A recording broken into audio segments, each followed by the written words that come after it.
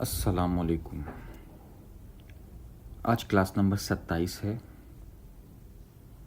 اس course کے دوران ایک نیت آپ کے سامنے آ گئی۔ کیا نیت ہے اس کا تذکرہ ابھی ہو رہا ہے۔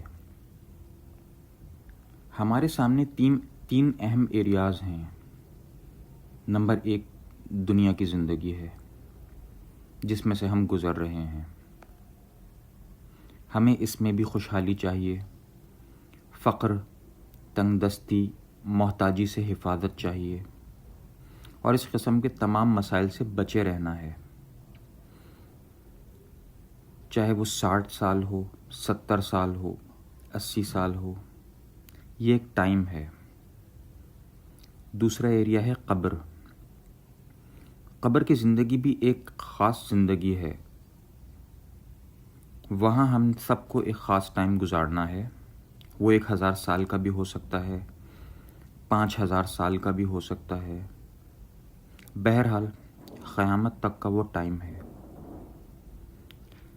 تیسرا ایریا ہے قیامت کا دن۔ وہ ایک دن 50,000 سال کا ہوگا اور روایات سے پتہ چلتا ہے وہاں بھی خوشحالی بدحالی دونوں ہوں گی۔ خوشحالی تو ہمیں وہاں بھی چاہیے۔ نیت یہ کرنی ہے کہ ہم یہ اسباب غنا اختیار کر رہے ہیں تاکہ تینوں ایریاز کی خوشحالی نصیب ہو، اور ہم یہ اسباب فقر سن رہے ہیں، سمجھ رہے ہیں اور ان سے بچے رہیں گے تاکہ تینوں ایریاز کے فقر سے حفاظت ہو۔ بس آپ کی نیت ذرا واضح ہو جائے، کلیئر ہو جائے، پھر دیکھیے گا اثرات کتنے بڑھ جاتے ہیں، کتنی جلدی مرتب ہوتے ہیں۔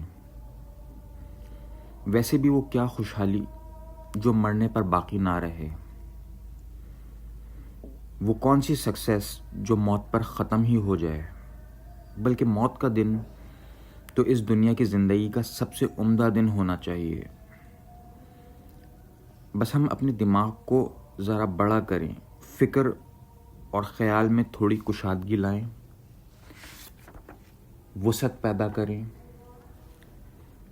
یہ جو اسباب آپ سیکھ رہے ہیں یہ کوئی چھوٹی موٹی چیز نہیں ہے، یہ پروڈکٹس بہت بڑی ہیں۔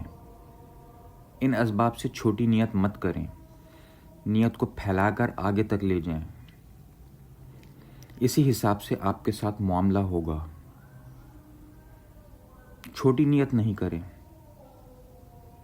کہ اسباب فقر سیکھے کہ اس دنیا کا فقر دور ہو جائے،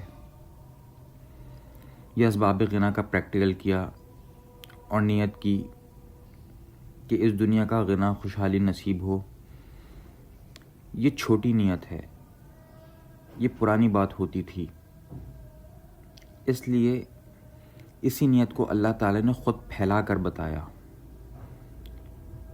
یہ وسیع اور لمبی نیت اللہ تعالیٰ نے خود سکھائی قرآن پاک سورہ نساء آیت نمبر 34 میں۔ تو اس نیت کا پریکٹیکل کریں ان اسباب کے ذریعے۔ تو یہ جتنے اسباب آپ سن رہے ہیں ان میں تینوں ایریاز کی خوشحالی کی نیت کریں۔ یہ بات مکمل ہوئی۔ اب آگے بڑھتے ہیں اگلے سبب غنا کی جانب۔ سبب غنا نمبر 27 ہے رزق اور خوشحالی کی مسنون دعائیں سیکھنا اور مانگنا۔ ویسے تو یہ رزق اور خوشحالی کی دعائیں مانگنی چاہیے، ہم اپنی زبان میں مانگیں اللہ تعالیٰ سے، وہ بات الگ ہے۔